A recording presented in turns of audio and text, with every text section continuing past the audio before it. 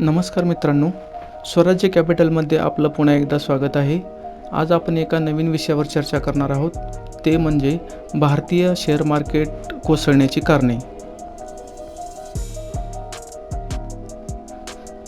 चला तर सविस्तर पाहूया. सध्या भारतीय स्टॉक मार्केटमध्ये घसरण दिसून येत आहे आणि यामागे देशांतर्गत आणि जागतिक कारण आहे. चला यामागील मुख्य मुद्दे समजून घेऊया. FII सेलिंग 2025 मध्ये फॉरेन इन्स्टिट्यूशनल इन्व्हेस्टरने मोठ्या प्रमाणात शेअर्स विकले आहेत. जवळपास 1 लाख कोटी फेब्रुवारीच्या मध्यापर्यंत काढले आहेत. US मधील बॉन्ड यील्ड्स वाढत असल्याने आणि चीनच्या मार्केटमध्ये सुधारणा झाल्याने गुंतवणूकदारांनी आपलं लक्ष भारताऐवजी तिकडे वळवलं आहे. US डॉलर मजबूत होत आहे आणि नवीन व्यापार धोरणामुळे इमर्जिंग मार्केट्स म्हणजे भारतासारख्या देशात पैसा येण्याचं प्रमाण कमी झालं आहे. कॉर्पोरेट अर्निंग ऑक्टोबर-डिसेंबर 2024 च्या कंपनी निकालामध्ये फारशी वाढ दिसत नाही.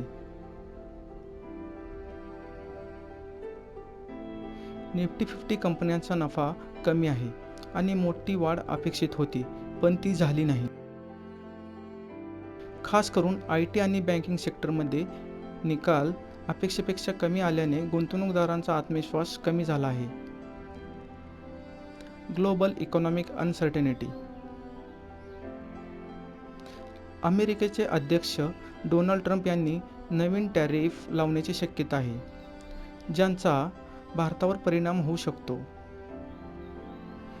जर US मध्ये महागाई वाढली तर त्यांच्या सेंट्रल बँक्सकडून व्याजदर वाढवले जातील.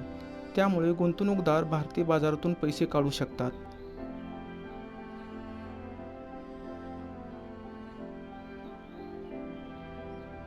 यामुळे संपूर्ण ग्लोबल मार्केटमध्ये भीतीचं वातावरण आहे.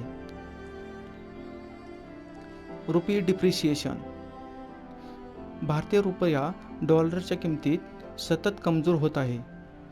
फेब्रुवारी 2025 मध्ये रुपया 87.07 प्रति डॉलरवर पोहोचला आहे. यामुळे परदेशी गुंतवणूकदारांना नुकसान होत आहे आणि भारतातील आयात महाग होत आहे. त्यामुळे मार्केटमध्ये नकारात्मकता आहे.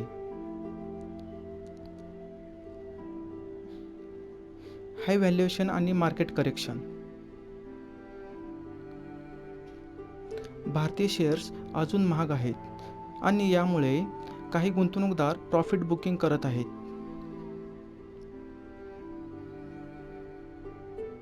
स्मॉल कॅप आणि मिड कॅप शेअर्सना मोठी तेजी आली होती, पण आता त्यात मोठा करेक्शन येतोय.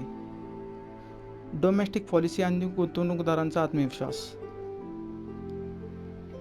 सरकारने 2024 मध्ये लॉंग टर्म कॅपिटल गेन्स आणि short term capital gains tax वाढवला आहे.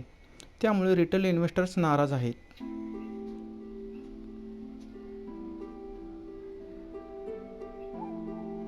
GDP ग्रोथ 2025 मध्ये 6.4 पर्यंत कमी होण्याचा अंदाज आहे.